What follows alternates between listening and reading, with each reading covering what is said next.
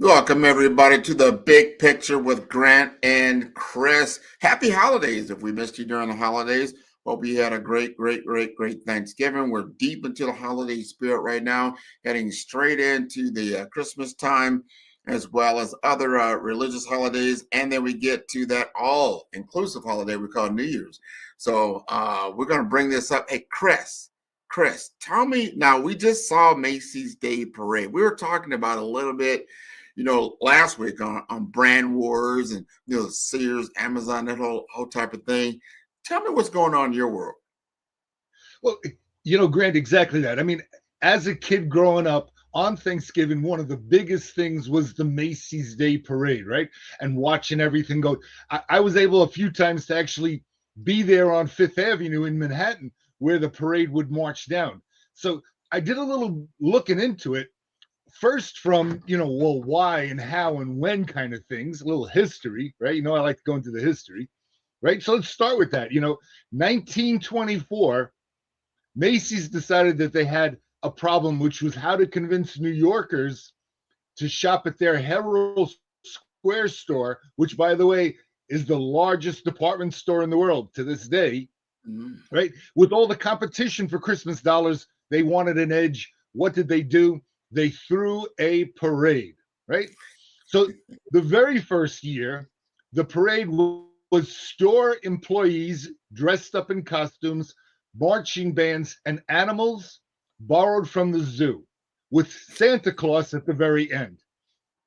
The very next year is when they brought in the helium balloon characters, which are now iconic to every Macy's Day Parade. And in fact, kind of interesting is that in the first few parades, after the parade, they would let those helium balloons go and would pay a reward of $100. This is back in the late 20s to whoever brought back that helium balloon, right? Until we had almost a pilot crash his plane because of one of the balloons. So they stopped doing that, right? So that's a little history, Grant. But now let's get into something that I know you're going to find interesting because I did. And this is what I would term the Macy's Parade money machine. All right. Yeah. Everyone thinks about, wow, Macy's spends a lot of money every year to put on this parade. And it's true. It's not a cheap thing to do and organize and have all the new characters and helium balloons with the old ones and all this, right? But when you dig into the numbers, Grant, it really is eye-popping to a large extent, okay? Last year, it cost Macy's $13 million to put on the parade. 13 million. Wow, that's big money. A lot of money. It's a lot of money, right? Well, you think about that, and then you think about NBC pays Macy's for the television rights $20 million. Okay, so it pays for itself. Yeah, right. Yeah. And NBC turns around and sells 30-second commercial time last year at $900,000 each. So NBC's cost is the $20 million to Macy's plus about $7 million in broadcast production costs, right? What they generate last year, they generated $52.8 million. That's why you do it. Not so bad, right? It's not a bad deal. Okay, so back to Macy's though, because that's our topic. Macy's, the cost of $13 million. It last year featured 17 character balloons, right? 22 floats, 11 marching bands, 700 clowns. I never knew that. Yeah. They estimated that 3.5 million people were in-person spectators lining up both sides. 3.5 million? That many? Wow. 3.5 million. Okay. And they estimate that 3.5 million spent something in the neighborhood of 200 million in tourism revenue for the city of New York. Nice. Okay, let's get back to Macy's. Okay, so Macy's pays 13 million. They get 20 million for NBC, right? They have sponsors because everything gets sponsored. Every Sure. float, every balloon, every band gets sponsored, right? $50 million worth of sponsorship money. Okay. And when you start looking at all this, right, that the Macy's Day Parade turns out because sponsors pay about $200,000 each for the balloons, right? Yeah, yeah.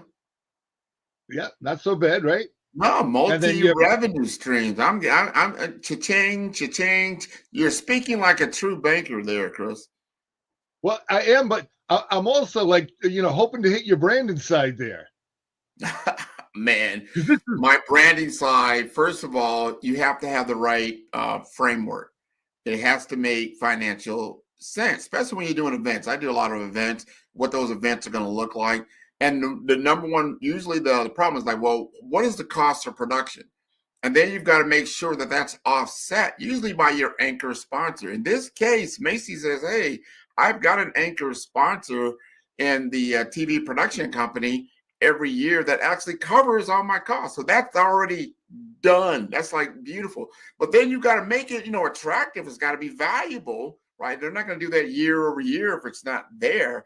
So from a branding perspective, it has to have value. It has to have value not only for yourself, it has to have value for that's my your especially your anchor sponsor, and then all those other sponsors. They want to be a part of the pie. Like, well, how can I get a part of that, Macy's? Because Macy's is going to get out of tourist dollars. New York City is already deeply involved.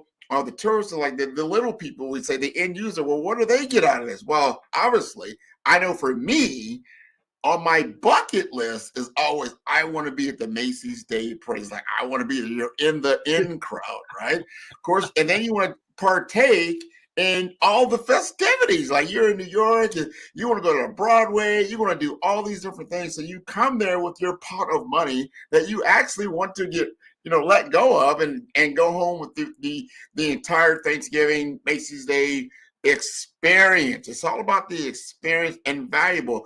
You've got to be able to put something on that people are willing to pay for. They don't have to wonder about. This is a key thing, Chris. And I call it the McDonald's effect. And why do I call it that? Because no matter where you're at in the world, typically, when you go into that McDonald's, the experience that you're going to get. It's very consistent. I don't care where you're at. You go in there, you're going to get the fries, you're going to get the whole menu. Typically it's going to taste the exact same way. It's not going to be that bad. So when you know what you're going to get out of the Macy's Day Parade, your kids are going to forever love you. That you just bought 50 years of experience. I remember my dad. They took us to the Macy's Day. It's a buy. So it's a win, win, win, super win for everybody. Fantastic, Brandon. What? And here's the thing too, is remember Macy's terms this and has always termed this as the Macy's annual gift to the nation.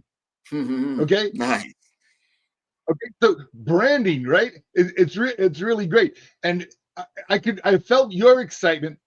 I've been there as a kid. I've been there and as an adult. It is that exciting. You're standing on the sides, doesn't matter how windy and cold it is, and you're looking down. You can't wait to see what comes next. They got you. Grant, it is a 3-hour commercial disguised as a cultural institution. Wow. Yeah.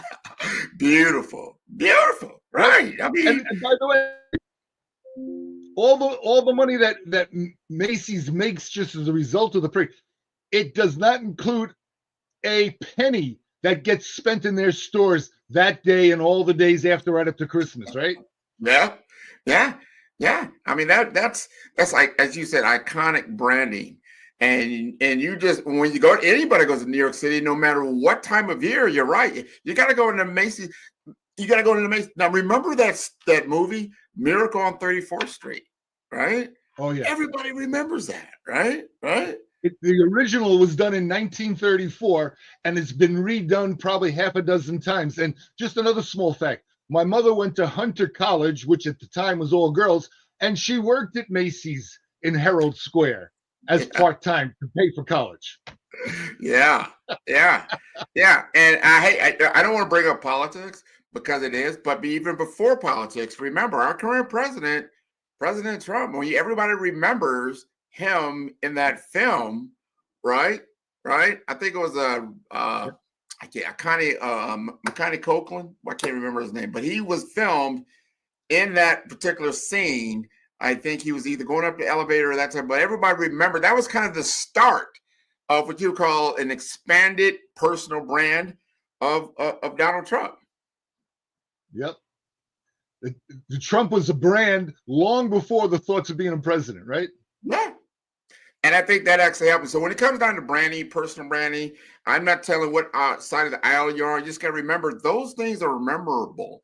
And if you can brand yourself and pair yourself with these types of things, that's why people pay for sponsorships. They want to be paired with the Macy's Day Parade because, to your point, it's almost like being a part of the 4th of July, right? It's a holiday for the nation, and then they see your brand as a part of it. Oh, you're part of that brand. I want to buy into that, and it just keeps compounding over and over. So what you just took us through is a compound formula. Again, as a banker, you would love this, right? That compound interest. So you take a smaller investment, 13 million. I think who wouldn't want it? I'll pay 13. I'll put up 13 million, and you take back 50 million plus. Who would not take that deal? I'm telling you, and even NBC also, great deal for them. Now, the whispers on the street is Macy's is renegotiating for next year at $60 million a year. So watch out, NBC. I don't, it's kind of hard. You see it right now. There's a lot of media wars going on right now between YouTube, TV, the major networks, the sporting. Now, who wants to brand themselves with the NFL or the NBA and that type of thing? That's why things go on. You want these giant TV deals. People are like, oh, wow, that NBA player is getting paid X amount. Well, that gets paid because of these enormous media deals that take place. So can Macy's get another $8 million out of that? Absolutely. I think it's going to happen. I mean, now the competition, you're exactly right. The competition is really out there. I mean, why wouldn't ESPN look to bid for the Macy's Day Parade? Because it's all part of the Thanksgiving football and everything else that goes on, right? Because before the football games start, you got the parade. So you capture those eyes, leading them right into the football. Just throwing it out there, okay? No, what you just said, remember now, our viewing experience, think about it. You had the Macy's Day Parade. You just had Thanksgiving. Guess what else is happening that same weekend?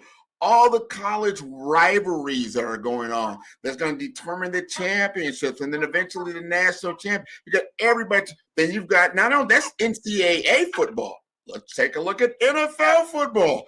NFL football. Look at Thanksgiving Day. Everybody knows Dallas is going to play. Everyone knows Detroit's going to play. Everyone wants them to be in that game. Look at all the different types of revenue streams that are taking place just from that Thursday to that Sunday. Really much today is right. That was Cyber Monday. So that when you even get into that, you got the Black Friday, you got a Small Business Sunday or Saturday. You've got then the Cyber Monday that's going on. Money. See, look at that grin on Chris's face. That's the grin of a banker. And we're going to go for a quick break. We're going to come back. We're going to continue on with this conversation because this is so much fun. So be right back. This is it. They didn't take the championship lead until round 5, but now, having already done the honours last year, Team Brady, 2025 champions of the water here in Miami.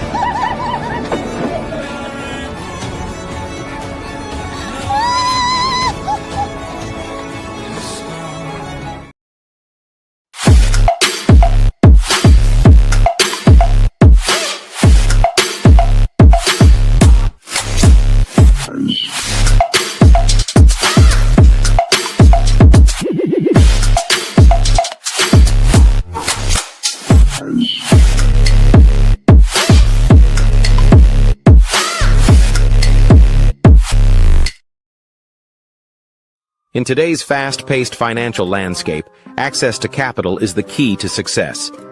At the heart of this revolution is Case Capital Markets, powered by SETI Case. Here, innovation and investment converge, creating a dynamic environment where businesses can thrive and reach new heights. Introducing Grant McGaw, the Senior Advisor at Case Capital Markets. Grant is a visionary leader, dedicated to connecting businesses with institutional capital and strategic funding. His expertise opens doors to game-changing investment opportunities, making him an invaluable partner for companies looking to scale and succeed in the competitive world of finance.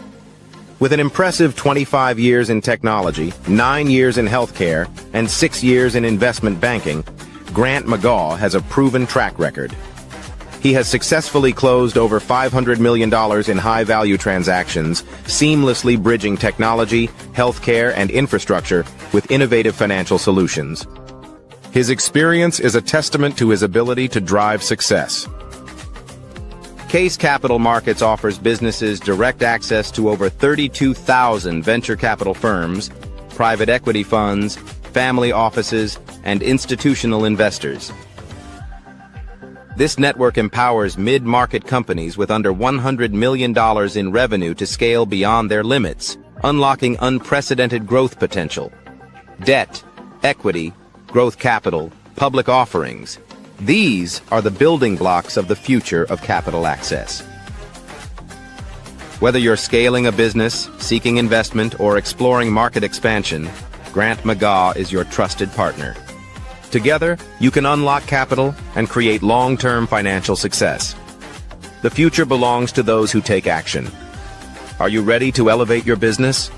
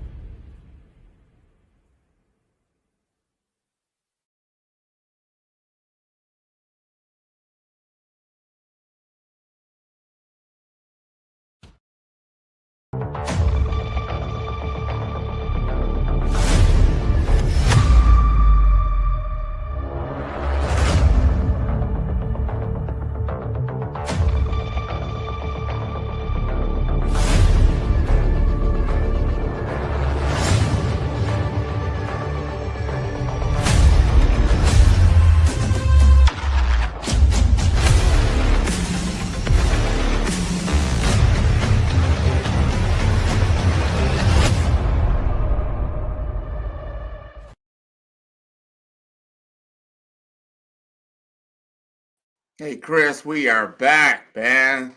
You know, that commercial, we just watched this commercial, financial IT. I always been wondering, I encourage Chris to tell us his origin stories around that, financial IT, FinTech, all that stuff that goes on in that, the things that you're doing, the things you're going to be doing here in the near future. Talk to us a little bit about your story, Chris.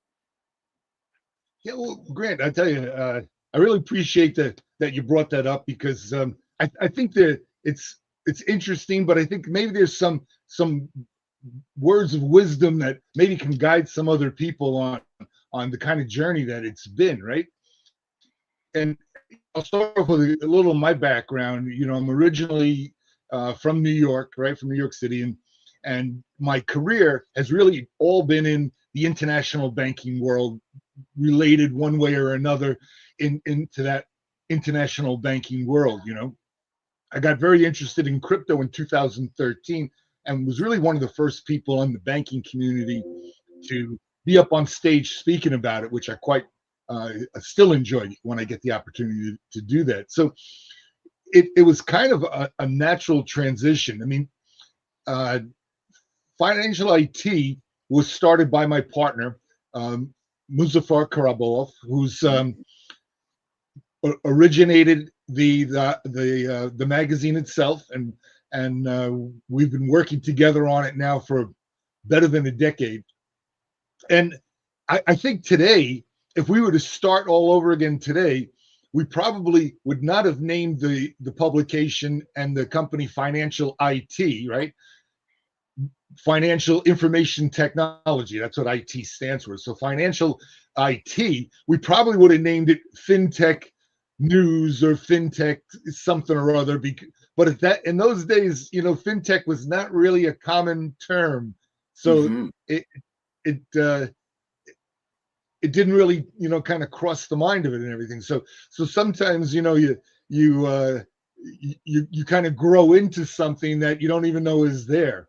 Right. Yeah. And you have to kind of expect some of that. So part of my personal journey though here is, I always enjoyed writing, right? And like I said, I always enjoyed speaking at events and have been doing that really since last century, right?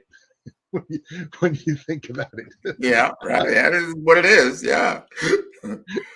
And what happens when you write, or even when you get the opportunity to typically represent the company you work for on stage, right? That there's certain parameters and boundaries and people looking over your shoulder and these kind of things, and most of them are actually either typically in marketing, and then of course upper management, right?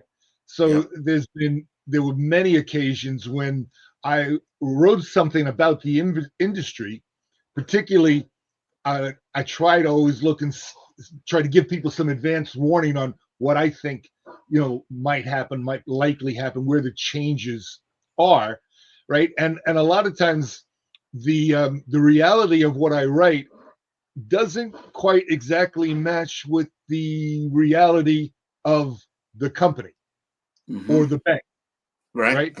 Yeah.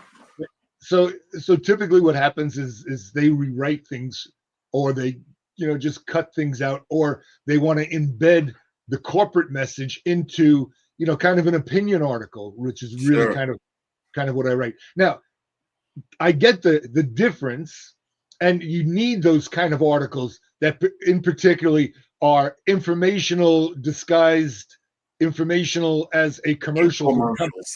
Right. Exactly. That's exactly the term, right? So I get that, and there are times when that's been done, but a lot of times, when you're writing about something that's a hot topic, or you're writing about something that's new, and it's what's the future going to be, you don't know what that brand is going to be later on. Anyway, so for me, that was one issue that really kind of bothered me in my career. And I got to tell you, one of my really pet peeves about it is in so many of these companies, other executives at my level would have marketing write their article for them, and then they would get it published. Marketing would do that, and they would brag about, hey, did you see my article? Look at my picture, this, that. But if you asked them one question about their article, they couldn't answer it. They had no idea what it was about because marketing wrote it. Yeah. Right? Yeah. And that's they didn't write it themselves. Yeah, I get that. It's always been a big thing about me. I always do all my own presentations. I write all my own articles, white papers. I've done them. I do them all myself, because to really be accurate and confident, you need depth of knowledge. It's my belief anyway. You need depth of knowledge of what it is. Now, I'll give you a little side stories. I spoke at an event. This is in the early 2000s. There was about 2,000 bankers, and I go out there. My presentations have always been very different. They're much more, for instance, I can do 40 slides, and Grant, maybe there's 20 words. Yeah, right. Yeah, you know how to zip through. Yeah, right. It's more about telling a story and using different images and graphics and short little videos and those kind of things to help illustrate the story. Because when I sit down to do a presentation or I sit down to write an article, the first thing I do in my mind is I say, what are the 2 or 3 important things I want people to remember? Memory. Right? I love that. What are those 2 or 3 things? Because, I think the statistics say people are only going to remember maybe 15% of what's said 3 on. things. They're only going to remember maybe 3 things. That's it. Well, and then to me, the trick is, how can I consistently represent those 3 things in different ways throughout the presentation or article, right? Now, a presentation, of course, it's easier, right? You can do it with words. A lot of people are very audio, right? You could do it with an image, or you could do it with a short video, because many people are visual, right? And what I'm looking to do is, I think back to when I was in school, right? I don't know, 2nd grade or 3rd grade, whenever you learn your multiplications table, right? How did you learn your multiplications table? Well, all you did all day long was 2 times 2 is 4, 2 times 3 is 6, 2 times 4 is 8, right? You did that all day long until you had all your up to 12, all your multiplication tables. Now, of course, I'm sure nobody does that because you have calculators in your phone, okay? Even at grade school age. All right. That's true. And to your point, Chris, I remember grade school. And the reason why I remember those, it was rhymes. And those rhymes, it was very memorable. Like your ABCs. Who doesn't remember ABC? Not because, you remember the song or the rhyme that went with it, and you can go all the way through. So that teaching element, what you just said, and I like how you said strength of story, the narrative, bringing it back to those key points. But first, identify those 3 clear points and make sure you're coming back to that over and over again. So at the end of the day, when people have moved on and they got other content that's coming at them, they're going to remember your stuff. Oh, Chris, oh yeah, he's the 3-point guy. This is what we hope, right? So I'm there and I'm speaking in front of this audience of about 2,000 bankers. And, my presentation went well, and I came off stage and a number of people came up to ask me a question or speak to me, whatever. Well, my boss at the time, who was based in London, had come over. This was in the States. I don't remember where exactly, but he came over, and it was his first time he ever saw me present. Now, he had always supported and approved any of the places that I wanted to go to be able to speak, because he believed that, no matter what I say, people also see the company, right? And that's kind of smart, right? I think in a lot of ways, if you speak about a topic, people automatically assume, well, that company is knowledgeable on that topic because I spoke about it and I represent them, right? So I really appreciate the fact he did that. So that night we went out and had dinner, and over dinner he says, you know what, in 6 weeks I have the opportunity to speak at an event in Germany. Yeah. Can I use your presentation? And I'm like, his name was Paul. I'm like, Paul, I have no problem with giving you that. You're well spoken. You're a good presenter. I'll go over it with you. Give you any pointers, any help you need. But Paul, let me ask you one question. And he's like, what? What's the question? I'm like, okay. So you get up there and speak. You'll do a great job. And when you're done speaking, what will you do when somebody does this? Ask the question, yeah. And then he thought about it for a second. He said, yeah, I don't think I'll speak at that event. He wasn't, yeah, okay, I got it, yeah. But again, that comes back to the point, is if you're going to write about something, if you're going to present about something, if you're going to sit with people and discuss something, make sure what you're discussing, that you have depth of knowledge. That you've got that the full, you don't need the full story, but you need to make sure that your facts are correct. Your points you have to be. I use that in branding, right? My Brave framework, and I put that in the pillar of authenticity. So brand is brand identity. you got to do your research part of that, right? Authentic, then make it visible and you execute on it. But if you're missing any part of that, guess what? It don't spell brave. So if you haven't done your research, right? You're not authentic. You got it ain't brave. I don't know what you got there, but it's probably a little different. So you got to know what you're talking about. I think this is an important thing, especially with today. People are using AI. AI is a great tool. And it can generate information all day long. But if you don't understand, meaning the context of the information, you don't know how to apply the knowledge, you don't have any wisdom around it. To your point, if somebody goes like, hey, let me ask you a question, you'd be like, well, let me go type this in first, because you don't really know what you're talking about. So you got to know those things. Well, it's interesting when you speak about AI because, with financial IT, we get sent a lot of articles, a lot of information all these times. And, it's still pretty easy to pick out who's using AI, and I'll give you the parallel to it, right?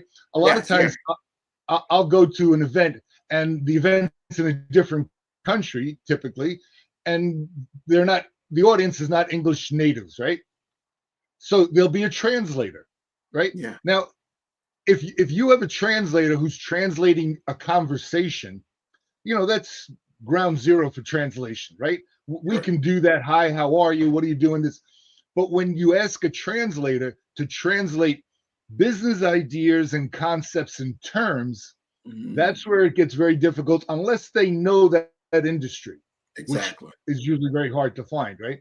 So that's kind of the parallel that you have I find with AI is that, yes, you can definitely, I think it's great for fact checking. I think it's great for, building up some content, but AI will not necessarily understand how to take that content and put it into the business speak, right? The terms that are consistent in that particular niche of an industry.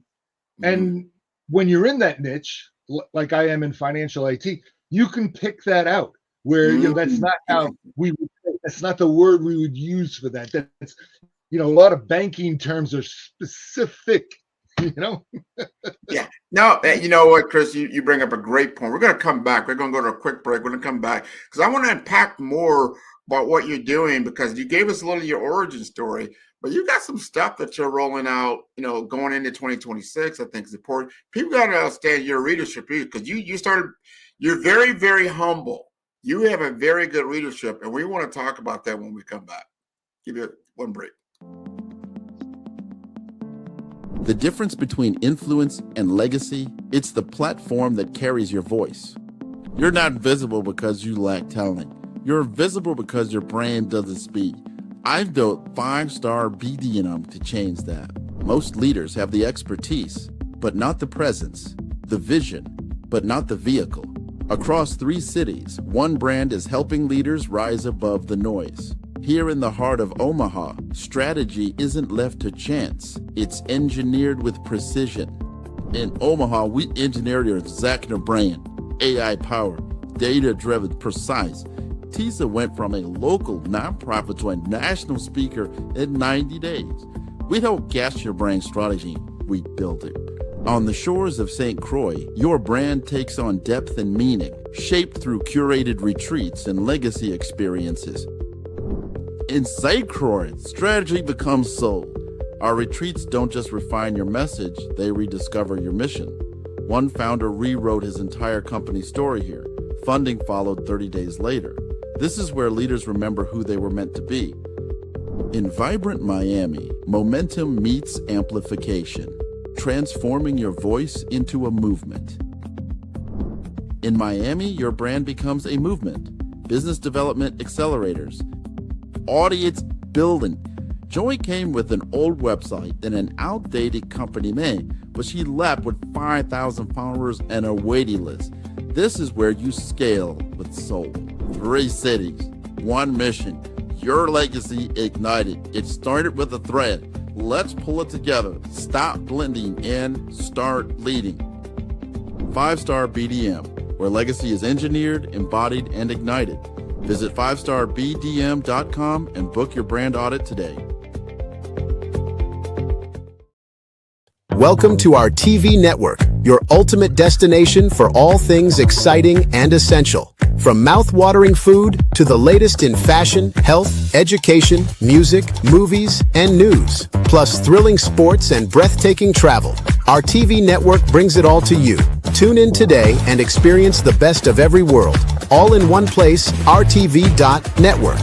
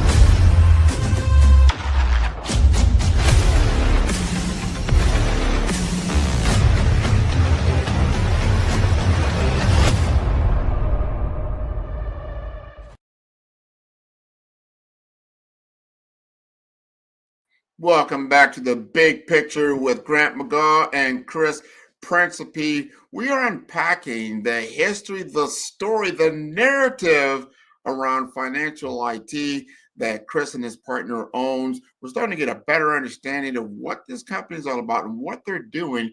I want you to continue because you got my interest, Chris. So tell me a little bit more. Well, Grant, what I want to tell you now is just the three key things for me on why this was an important move for me, right?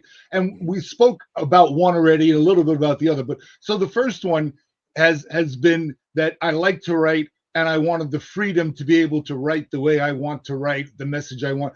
And anybody who's seen our publication, we have my editor writes a letter about that particular theme of the issue, but I write the publisher's letter, and it's about whatever moves me at that day. The day I sit down to write, and I'm writing one right now for the next issue, which is going to come out in another week. And whatever the issue is that moves me, whether it's crypto or it's the global South and what's going on, or any of the topics, right? And I like that freedom and the ability to be able to write that where no one can say anything about it. Okay, so that was one really key reason. The second one, which we touched a little bit, is for me to stay up to date in the industry, which is very important to both my consulting side and my training side, as well as speaking. It's really a lot of work to be able to go out there and look for all the latest and greatest and newest information with a publication, with a media company. It's amazing how much you get sent, and it becomes a lot of work to go through and see what's important to me and not, right? But it's a lot easier to do that than go out looking for it. Now, yeah, with AI now, you have some tools that can make some of that easier, but at the end of the day, you still gotta, at least skim through and say, oh yeah, that's something that is useful, and I can learn a little bit. Just like our original topic today, Thanksgiving Day Parade. I mean, yeah. Who would have thought that would have been a topic that had, so exciting financial implications behind it? Right. And that just came because, I sat there with the grandkids watching a little bit of the parade. I didn't watch the whole thing, but watching a little bit of the parade. And I said to myself, there's got to be numbers behind this. And then went and looked a little bit, right? So that kind of thing is what's important in me being able to keep it. But the third one, I think, is really key, and I think you're going to really agree because it's right up your alley. Okay, the third one is all about my network, and everyone, whether you have a personal brand or not, the key to your success in life, to me, is always two things, right? One, you have to do the extra. You can't do the same as everyone else and want more. I mean, absolutely, you can't be a premium brand if you're a commodity. Right. So you have to do the extra. And then the second one is you need people in your network. You need to grow that all the time. And you need to be able to go through that and see who is valuable, who is interesting. You know, there's all these different things, and you kind of file that away for the future things. So for me, one thing really important about financial IT is how it's grown my network. Right. Well, your So now network is I can go huge. Yeah. and I go to events and I know people at the events. And if I don't, they know financial IT, right? I can go up to the CEO of a bank and say, listen, I want to do an article about you and put your face on the cover.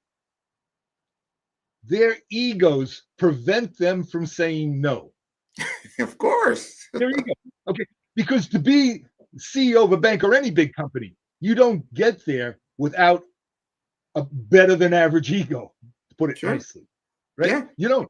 You just if you don't have that, you don't have some of the drive that's necessary. It's not the only thing, and there's a lot of people that carry it too far, obviously, right?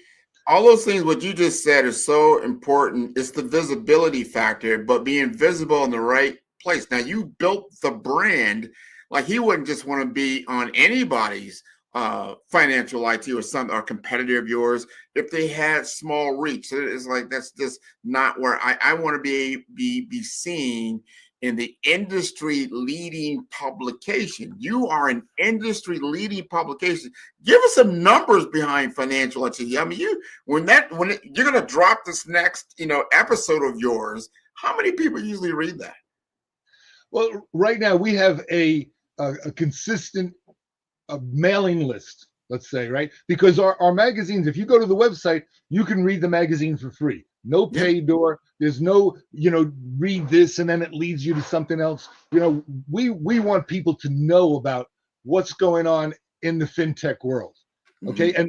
And one of the things we say about the magazine and what's important to me is we want to be the voice of FinTech. That's always been my goal, because I've always looked at it and said, most magazines, especially when we were starting, okay, what it makes what's our identity, right? What's our identity? So most magazines had a lot of articles from the banks and ads from the banks, and everything revolved around the banks. And I said to myself, after being in banks and working with financial software companies to sell to banks, right? I said, you know what? The experts are not in the banks. The banks are basically telling you what they don't know. Okay.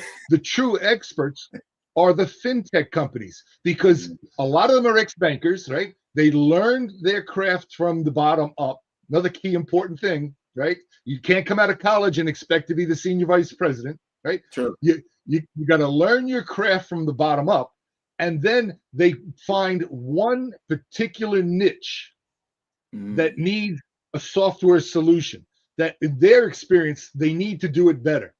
They become the experts. They're the ones that really know that business in and out and can really discuss it, because they have to sell their solutions to the banks. They need to know it better than banks, and they do. So to me, that was very, very attractive, to be able to try and move us into an identity of where the voice of FinTech. Well, you've done that.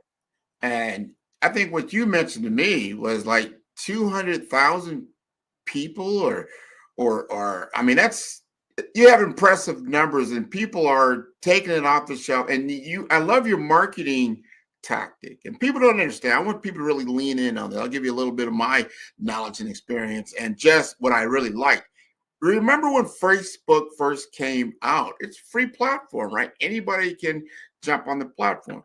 Well, as more and more people got on it, and all of a sudden now you've got a contained audience that you can market to. And at first people think, well, how is Facebook going to make money? They don't make money. No one's paying, to read somebody else's post. How are they going to get paid? Well, as you see now, paid ads did fairly well for Facebook. So I would figure, even if you're giving out free information, and because it's probably a subscription model. However, people want to be in your magazine because the visibility is there, and then if you're not in financial IT, you're not in FinTech, right? Yeah, this is definitely how it's grown for us, and I've been very thankful that people have seen it that way. because it's been an enjoyable ride. I will say that. So yeah, so our mailing list is almost 250,000 now, and those are people that, when a new issue comes out, those people get it right away. Anyone that signs up would get that from us right away. And out of that, now we're actually down to 61% of those are bankers, and that's mainly because the FinTech side has increased.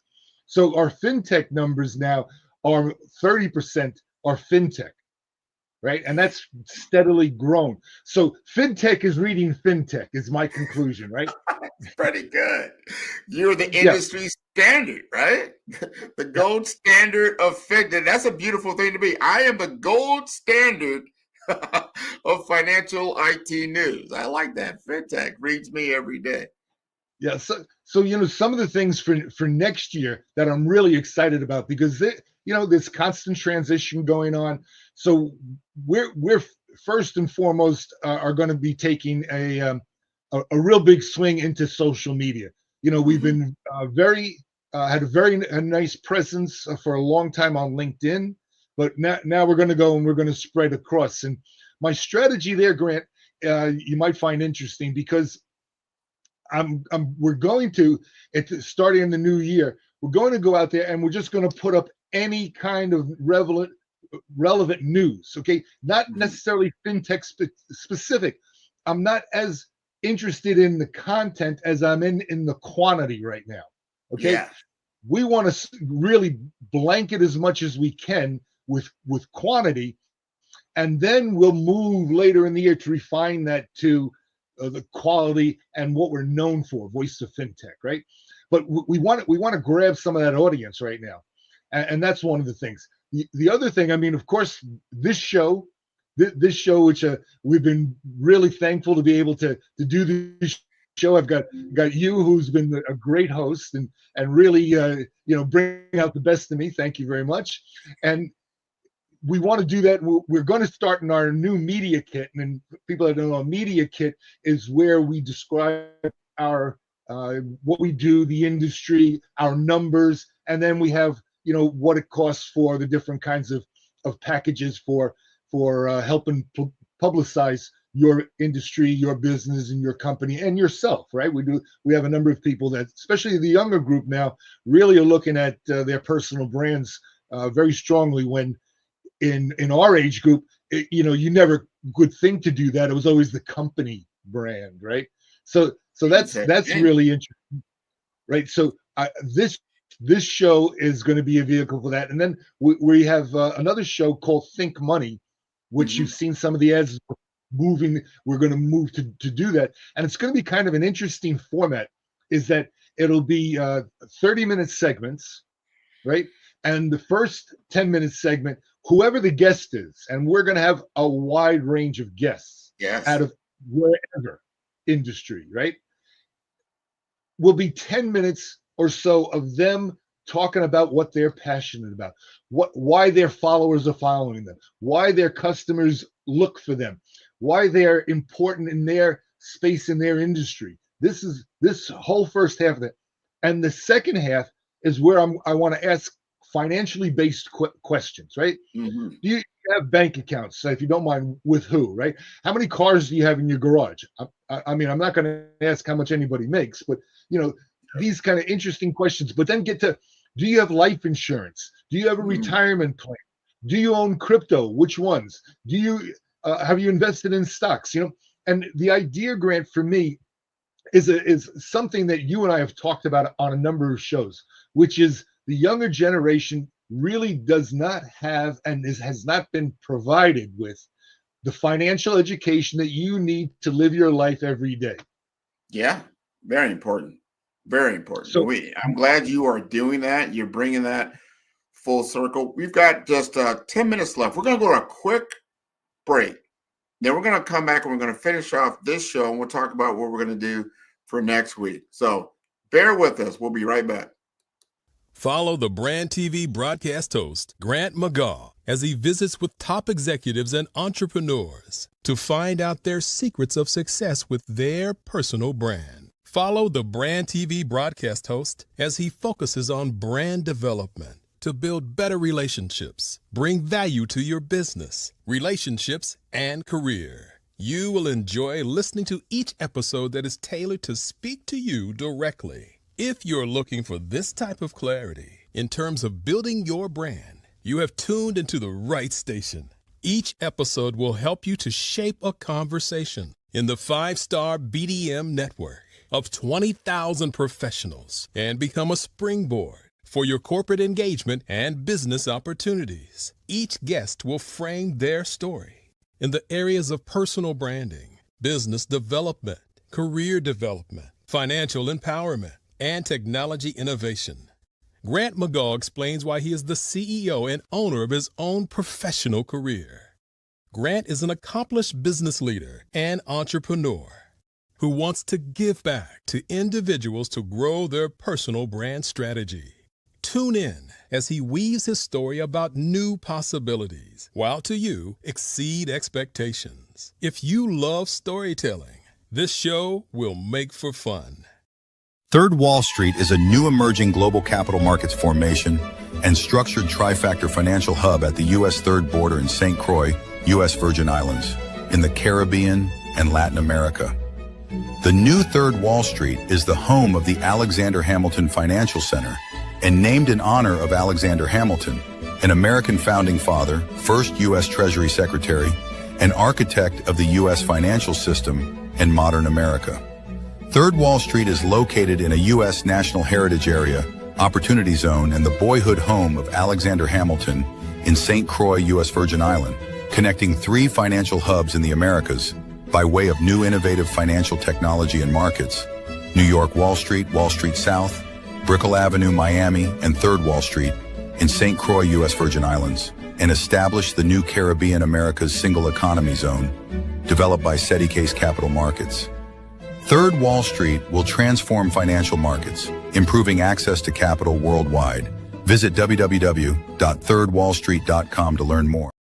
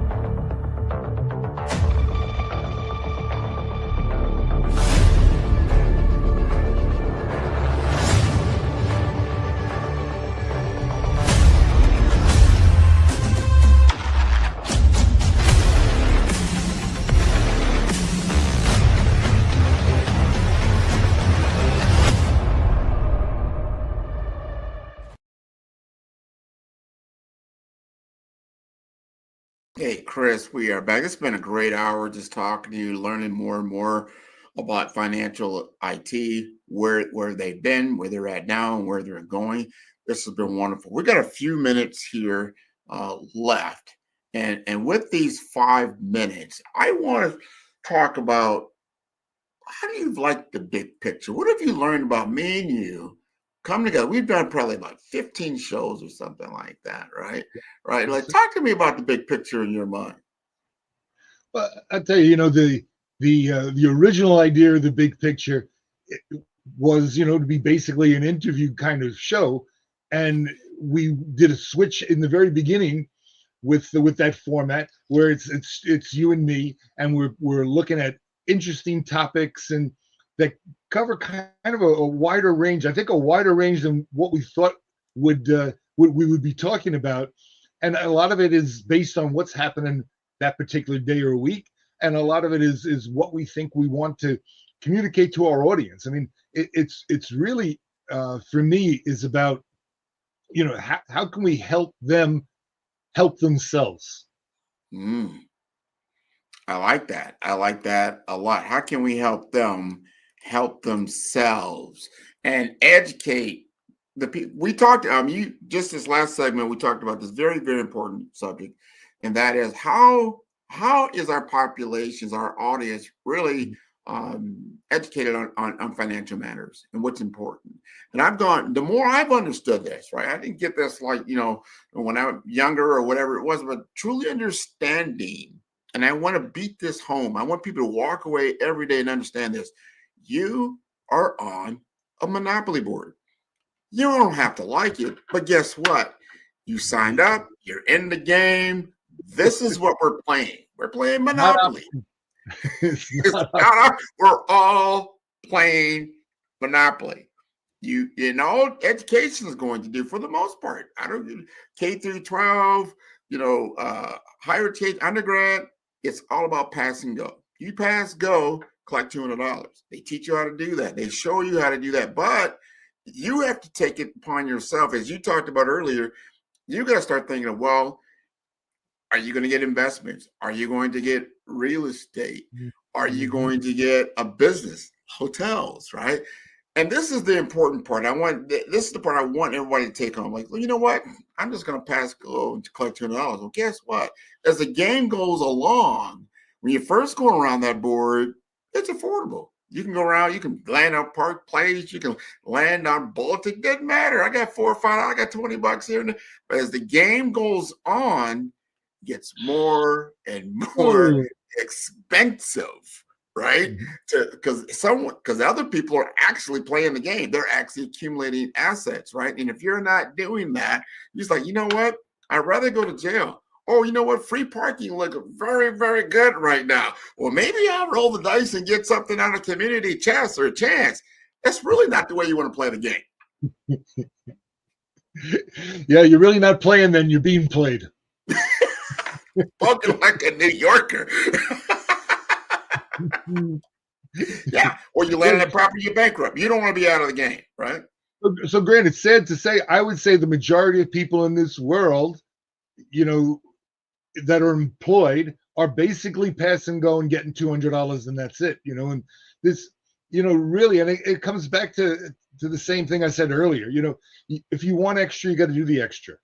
It's nothing's coming because of you, right? It's coming because you worked for it, right? You did put the time and you did it.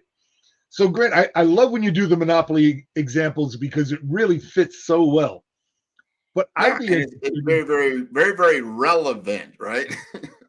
I would be interested in hearing, you know, how do you view your experience here on The Big Picture? No, this has been very educational. First, man, I get the chance to get up and close with the owner, co-founder of Financial IT. I'm telling you, man, Chris gets me going. First, you've educated me more about crypto. You've educated me more around how this financial picture on a worldwide international basis is changing. It's changing and it's changing rapidly. And you have an opportunity now. Like, well, you know what? Maybe you've been playing small. We call that playing small when you're just pass and go. Maybe now you can do something different. This is an opportunity to do something different. We've only got 10 seconds left. Tell us what we're going to do next week. Well, Grant, I think next week we'll do a little recapping of FinTech news, because now that the holiday's over and before the next holiday, Christmas, one of my favorites, and New Year's, okay, before they come, we'll have some end of the year kind of FinTech news. So we'll go into some of that, and then we'll see where it takes us, Grant. You know, we'll kind of move along. Well, thank you, my friend. Happy holidays to you, and I will see you next week on The Big Picture. Great. Thank you, Grant.